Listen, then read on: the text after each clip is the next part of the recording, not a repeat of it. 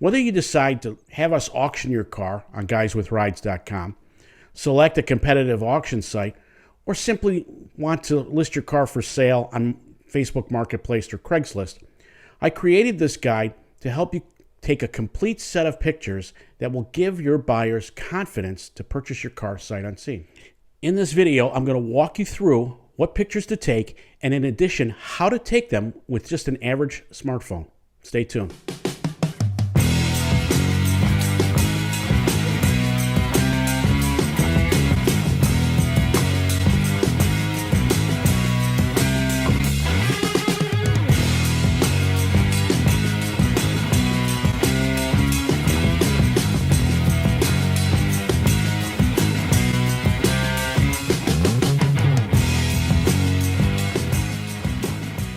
Hi, I'm Rudy Samsell, the co-founder of guyswithrides.com, the dealer-free online community that's redefining collector car auctions. Thank you for tuning in to our YouTube channel. Scouring Craigslist 6 days a week has revealed one truth to me.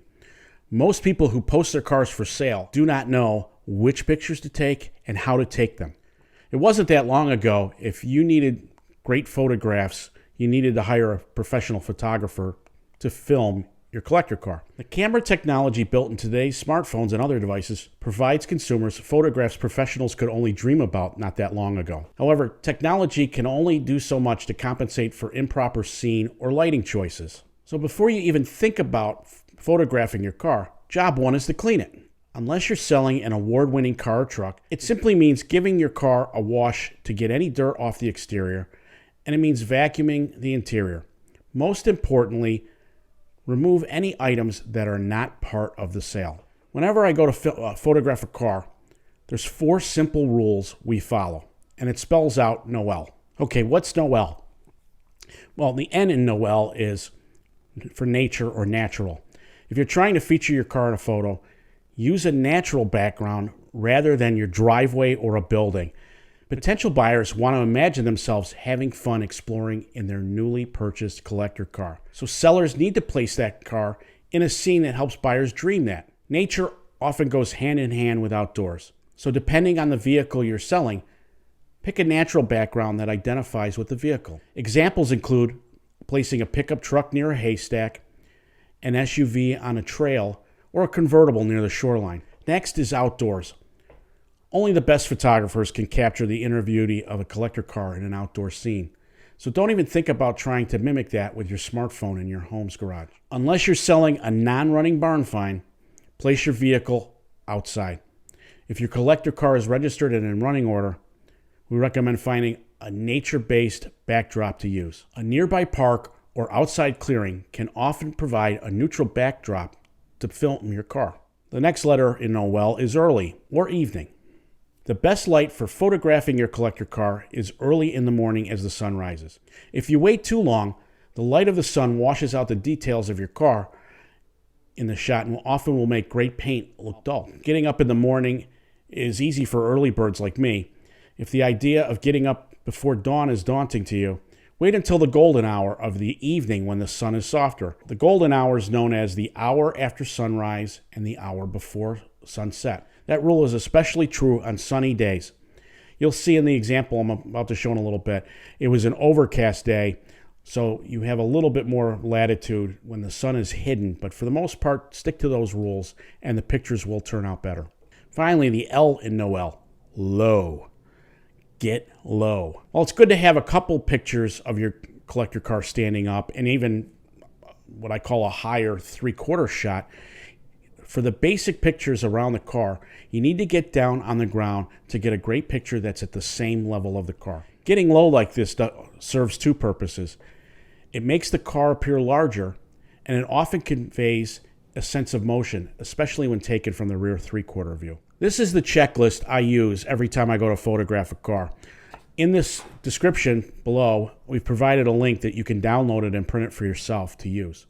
This is the minimum checklist we recommend for photographing a car to post it online. If you count them all, it's about 60 pictures minimum. Depending on the defects you want to show of your car, it's important to even add more of those. Again, you're trying to be transparent about the car and honest about it. And so the more pictures, the better. While the thought of taking 70 pictures may seem like a lot, if you download and use the checklists, you'll find it takes less than an hour to complete. And after all, the beauty of digital photography is that the film is free and reusable. So now what I'm going to do is take you through risky business. This is our 1985 Porsche 928 project car, the one that's right behind me in the picture here. All right, so truth be told, what I didn't do in this video is, this is our project car. I did not clean it. So forgive me for that. If I was going to sell it, it would be clean. I went to the local farmer's market. It's a farm museum not too far from here, and it has a huge field that has where the parking area is. So it was perfect for me to just park the car in a natural setting. Again, what I'm trying to do is have people focus on the car and not the background it's shot in. So here you see me setting up my phone. And the first thing I want you to notice is the orientation of the car, because I'm going to change that in a little bit, and you'll see. The next thing you need to know is just how far back I need to go, because what I'm trying to do is get a shot of the entire side of the car.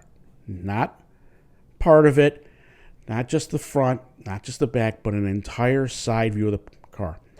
Now in this shot, notice how bright the gold paint is, and it's not waxed or polished.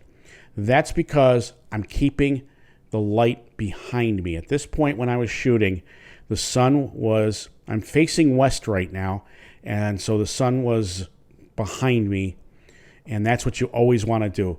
If it was later on in the day, it would be literally 180 degrees on the other side of this shot taking it. Now I'm taking a 3/4 view of the car, and there's the shot from that,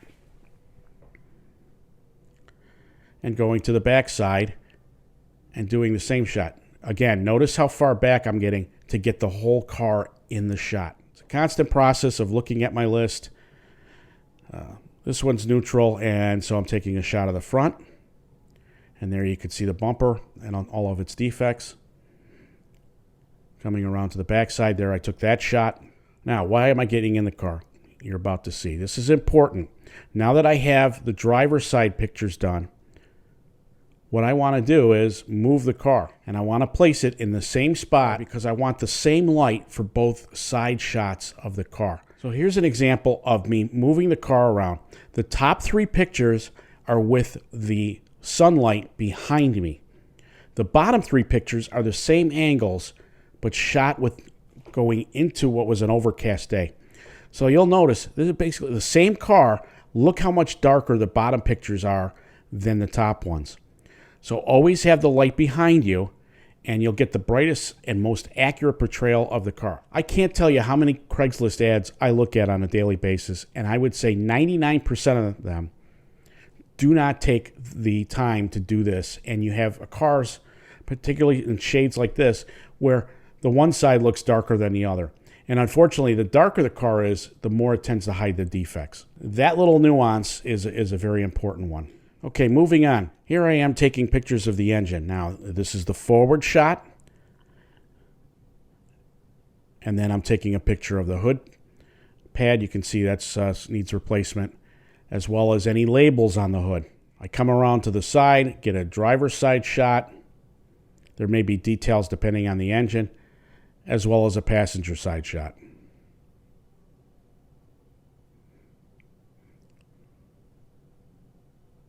Once you do that,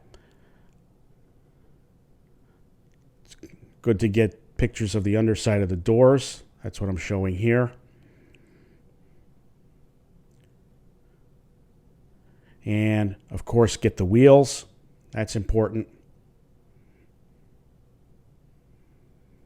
Okay, and now I'm going to do the interior. So I start out with the door cards.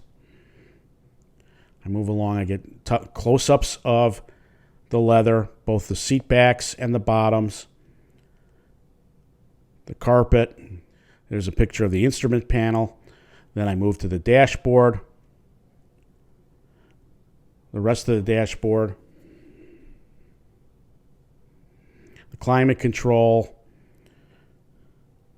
any console switches, and I just slowly move around. Again, more pictures are better. You want to get the details of everything.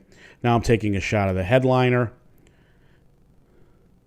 the back seat area, And then just I always reference this list because as many times as I do this, I just don't remember.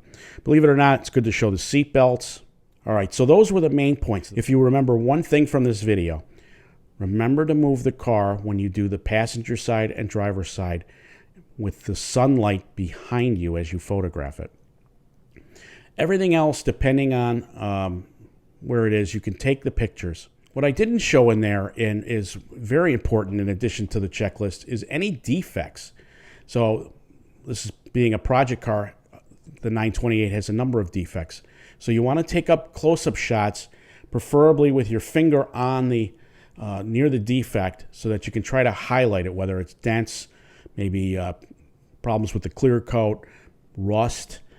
So any defects that you would want to know if you were buying this car, that should be the rule of thumb. Additionally, you should take undercarriage shots. And I would recommend when you go to do this, you want to put your cell phone, make sure the flash is on, and it's convenient enough just to get underneath the car and let the camera, the cell phone camera, be able to take the shots. I normally do this. I tend to take 6 shots, one at the back corner, one on the passenger side under the doors, and then one towards the front corner, and repeat that on the other side. Those 6 shots of the undercarriage tend to give a good indication of anything going on. Again, if there's any major rust or rust through, you want to show that, and this is the time to do that with the chassis pictures. That's really the key to it. Remember Noel, nature or natural, outdoors, early or evening to take the pictures. Remember the golden hour, 1 hour after sunrise, 1 hour before, and then low. Make sure many of the shots, particularly on the outside, are as low as possible. You do that, take about an hour, you'll have about 70 pictures. Another point I make with my customers is, well, you've probably heard the old adage, a picture's worth 1,000 words. Well, I also tell them that a video's worth 1,000,000. So a great example is a startup video. People want to see the engine and hear the engine run. So what you can do is, it doesn't need to be a full-length movie, just a quick video of someone starting the car while you film the engine. Let the engine just reach idle really quick, and then go to the back of the car, to the exhaust pipe, and take a shot of the car running with the exhaust pipe. That gives an indication that if there's any, if there's hopefully no smoke, that's good. But if there's anything going on with the engine, the smoke from the exhaust will typically be a telltale for that. So take the time, find a nice setting, follow the Noel rule, and within a couple of hours, you'll have a great set of pictures that will help sell your car effectively. Thank you for watching this how-to video. If you enjoyed this content, please remember to press the like button. Most importantly, please subscribe to get an alert each time I update more content. If you haven't checked it out already, please visit our main website, guyswithrides.com. In addition to providing a dealer-free auction site at the lowest prices in the industry, as I mentioned before, we also post Craigslist classifieds 6 days per week based on our daily themes. Thanks for watching, stay safe, and we hope to see you soon.